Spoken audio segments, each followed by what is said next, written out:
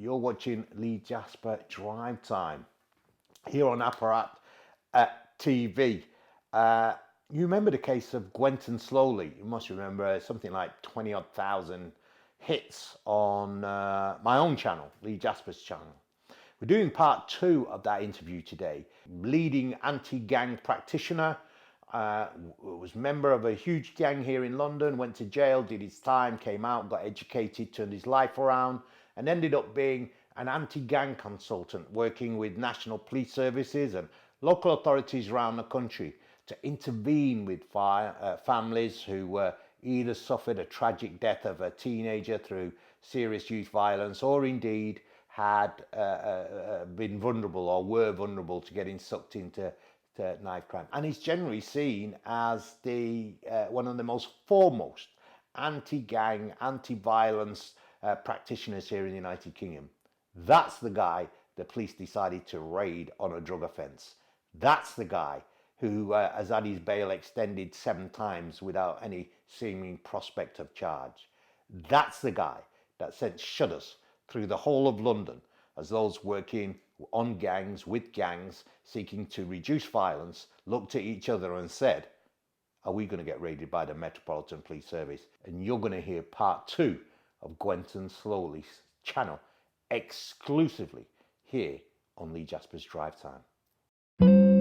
Hi, my name's Jasper. This is Brixton, London, and you're watching Jasper Drive Time.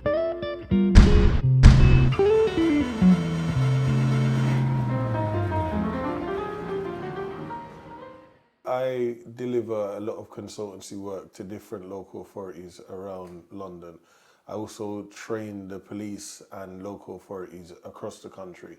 And one of my smallest contracts that I've had for some years in Lewisham, we had a case in, I think it was either July or August last year, where a young man, which was one of my clients' younger brother, burnt to death in a fire. And subsequently, a lot of people should have lost their jobs or even resigned on the back of that. No one resigned, so they thought that it was just normal procedure, like when we've got 16, 17-year-olds and 20-year-olds dying from knife crime. To me, that was a 7-year-old kid burnt to death in the house. We all knew that the young man was at risk and everything else. The mum went in pleading 4 days before for support, and her support fell on deaf ears. She then lost her son. I then said to them at the end of a weekly meeting, we could have prevented that, because I told you that the family was at risk. Although you were telling me, oh yeah, but the son's a drug dealer, it doesn't matter whether it's a drug dealer or gang member, you're still meant to protect the family and they're crying out. From then, there was bad blood between me and certain people in local authority and the police, because it's like, wait a minute, normally when youths die, no one say anything, but to me, this is a baby, someone have to talk up. And then on the 2nd of October, someone called me, they want to get the person sacked, and said, Gwenton, be careful, because these people are going to try to stitch you up. The 4th of October, my birthday, I've left my house and I'm going out to deliver training. I then get a phone call from my neighbour to say that the police are trying to pick my locks. Okay, called the police station, said, why are you trying to break into my house? They then said nothing to do with us. I called the local authority because they've got a team based with us where we move people around, and asked them, why are you not trying to break in my house? They said, nothing to do with us, but if you're still concerned, report to the local police station. My neighbour then calls me back and says, Gwenton, I don't know what you've just done, but they've run off and they're gone. So they were trying to break in. Because of the phone call or whatever happened, they got disturbed and they went off. I didn't think nothing of it. Got my CAD number to protect myself. And then the next thing, 4 days after, I've gone out moving witnesses. So someone being stabbed up and the family needed to be relocated. So I'm moving the family, come home, my house is smashed up. So I'm thinking to myself, wait a minute. Call the police, report it. This is Monday, the 8th of October, 2018. They raided me at 3:45. I was still moving witnesses for them and Lewisham Council up until 6 o'clock that night. So if they knew they raided me and thought I was a dangerous man, they should have stopped me working from Monday night. Absolutely.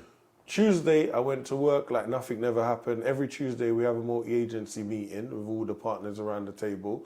No one said anything again. Tuesday night, I then received a call as I was on the way to Croydon to train the council in Croydon from a detective saying asking me what address is mine. So immediately I knew it was the police that went and smashed up my house. So I said, you should know what address you went and destroyed. Don't ask me any question. Locked off the phone. The man called me back again. So the man then phones me the next day saying, I'm here waiting for you. So I said, I didn't agree to meet you, whatever. We agreed to have a voluntary interview, meaning willingly walk in there. Yeah. I'm not under arrest or anything like that. On the 12th, yeah?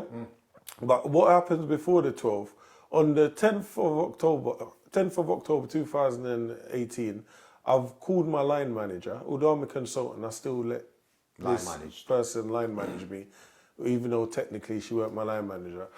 And said to her, look, the police have gone burgling my house because they stole stuff as well, so I'm calling it burglary, and looking for the person that used to live there before. And the way that I know that, because other people's houses got raided that day, people that I know as well.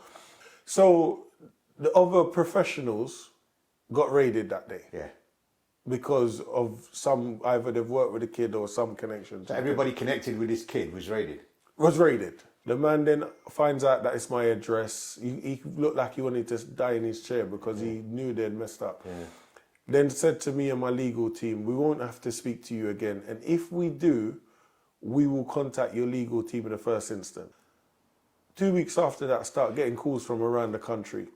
All my contracts nationally being pulled. I wasn't arrested for anything illegal in my house. Remember, if they found anything illegal, you'd have been arrested. I would have been arrested and charged. So nothing illegal. Yeah. I was allowed to go. The 17th of October, I get an email from the crime reduction manager in Lewisham saying that a superintendent contacted her to say that my property was involved in a drug operation to do with drugs and weapons. Right. When I went in the police station, no one asked me about any drugs and weapons. They asked me about my address. So I then said to the borough commander, could you please not have this superintendent have anything to do with me because the man's running around spreading lies. And I'm sure it's him as well nationally blacklisting me. And the reason why he's upset with me, because it's because of him the 7-year-old died. Right. Because he set up this matrix because he wanted to get a good name within the Met called the Savvy Matrix, which tracks drug dealers and not gang members. So because the older brother was not on the gang's matrix, they didn't put anything in place to protect the little boy. 2 days after that, the 19th of October, because they've now given my address to their suspects, I'm then issued an Osman warning on the 19th of October. Osman warning is where you've been warned that your life is in danger. Yeah. They offered me a panic alarm, treat all calls as urgent to my address, and a fireproof letterbox, which they should have given to the little kid's family that died. So they offered me one of them. Then they told me the best thing would be not to return to the area. I then got a temporary accommodation in Lambeth. Yeah. When I arrived in Lambeth, I contacted Dr. Councillor Mohammed Hashi, who also runs the Brixton Soup Kitchen, to say, look, I'm in Lambeth, I'm seeking refuge from the police in Lewisham because they're getting up to some stuff that I just don't understand. He then contacts the Deputy Mayor of Policing, Sophie Linden, to say Gwenton's in Lambeth and what has happened to Gwenton is outrageous and you need to look into this. Sophie Linden, the Deputy Mayor of Policing, then responds and says, thank you for bringing this to my attention. I will make sure that the professional standards looks into this. The reason why I'm emphasizing on that point is the Deputy Mayor of Policing knew that I was living in Lambeth. They then get a search warrant to raid me again. Right. They want to raid the same property that they gave me an Osman warning not to return to, that the Deputy Mayor of Policing, Sophie Linden, knew that I was not living in, and also to raid my car and one of my children's mums. They followed me. So my children's mum wasn't well. So she asked me to get her some stuff. So I've gone to Croydon. By the time I could stand up in the house, there was police at the door. Wow. So they raided my children's mum's house. At the same time, they've gone and bust down the door of my old property in Lewisham that they told me not to return to and raided there as well. They said to me, when I asked them what it is, they said, new evidence, They didn't read me my rights, nothing like that. Okay. They then went in my Audi, took my laptop that I just finished training council workers embarking with, and my iPad, and my phone that I was using to run my election, my campaign phone. They then took me to Plumstead police station where things got even more strange. They booked me in for no, they didn't even tell me what then. They said that we're doing raids. We're booking him in for concern to do with drug dealing, but we're doing raids at the moment. So don't give him no phone call or nothing, because we're raiding 2 properties.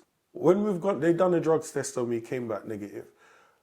When we gone into the interview, there's no new evidence.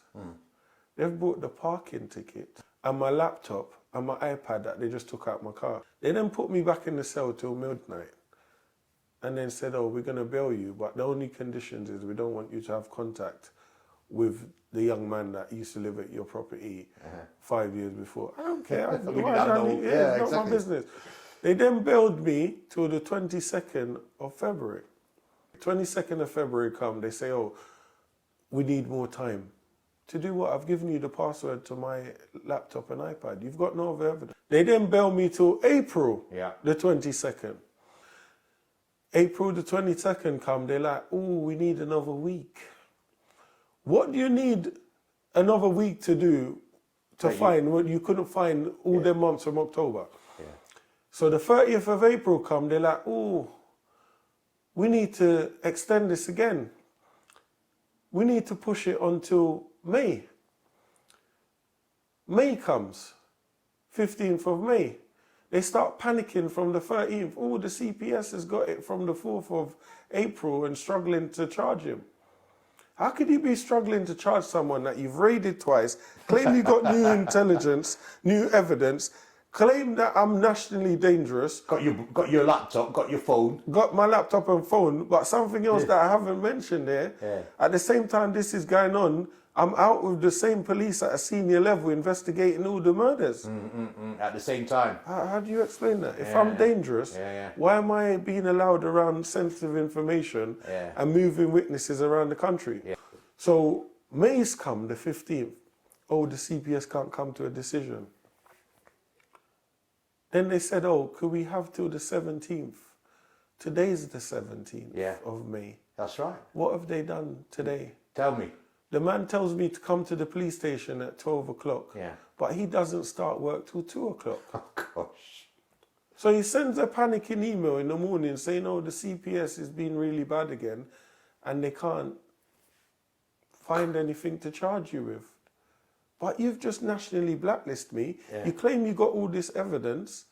Why am I from October, January, February, March, April, May. I'm still here, it's nearly June. And can't work. So I'm the most dangerous person in the country for 7 months. Not even terrorists get these sort of treatment. There's no ending date. No. But yet then they've made me look like, oh, I've committed some crime, misleading the public and everyone else, but now you're struggling to charge me. It don't make sense. And to me, I feel like this is a financial attack because look at it. The first thing they went after was my company. Nationally to shut me down so I wouldn't make money. Then now, because they know that I'm not on legal aid for one of my lawyers, they're now trying to push it as far as they can. To run your finances down. So I'm going to run out of money, like what they do to these celebrities and these people that they wrongly accuse of these sex crimes. So I run out of money. And then once I run out of money, then they could then attack me. If I didn't have good people around me and good legal team, these people would have stitched me up. I would have been finished and no one wants to hear anything. Yeah, exactly. Because what they would have done is given me a plea deal to something I ain't done. And because of all the stress and everything, I would have took a deal and ended up in jail for no reason. How many people could financially survive for 8 months? Mentally survive for 8 months? No sort of amount of money could repair the damage. Not about money. Not about money at all. I was working for a living. I even said to them, unblacklist me and I'll go to work. I don't care about nothing else. So it's not about the money. I don't care about that. At the end of the day, it's the damage that they've done. No charges. Their charges, not mine. So though they've put me on whatever thing they want, I'm not receiving that. I'm not accepting it. That's their business. And that's why I'm saying, please charge me so we could go in front of a judge And put the and matters. I could have my day in court. Yeah. They don't want to do that because I'm telling you now, Yeah. it will be very embarrassing Yeah. for them because court. I've got all my evidence. I just want to say thanks to the public for all their support and everything else. And for me, if you ever end up in a position like this, just protect yourself, try and record it, install CCTV in your house, in your car, because at any time you could be raided for any reason. And because you haven't got covert cameras, you could end up in prison for stuff that's nothing to do with you. For me, it's clear why this is happening, and it's a targeted approach, not by all the Met, a few individuals. And when you work with the local authority and the police, there's something called keep your mouth shut. So when you're seeing these little kids die in a knife crime and everything else, you meant to shut your mouth. I've shut my mouth for years, seen little kids die day after day, like 3 in one day and everything else. But when a 7-year-old's dying, somebody has to say something. If we all knew that their family was at risk, I couldn't live with myself just watching that. Yeah. And at the end of the day, a lot of people should be losing their jobs. There should be a serious case review gone into that and everything else. Well, there you hear it. How is it that a practitioner such as the quality of Gwenton Sloley can find himself facing what can only be described as consistent and routine harassment by the Metropolitan Police Service? You've extended his bail 7 times. He's had 2 incidents where he's collapsed with suspected heart attack, taken in to hospital to receive treatment. It's the same story over and again, whether it's workers in the NHS, whether it's people who are working for the police. Racism destroys lives. Racism leaves people feeling as if no justice is possible for them. And we have far too many examples of this. And Gwenton Sloley is one of the most profound. So I hope you keep watching the channel. We're going to continue to follow the Gwenton Sloley story, because I'm almost certain he's not going to face any charges. And that's going to be the biggest blow to the Met that we've seen in recent times, to having arrested a foremost anti-gang worker on nothing more than a personal vendetta will have a toxic effect and chilling effect on relations in London. You're watching Lee Jasper on Drive Time. Make sure you press the bell, subscribe, press like, because boy, this is an action-packed news channel. See you soon.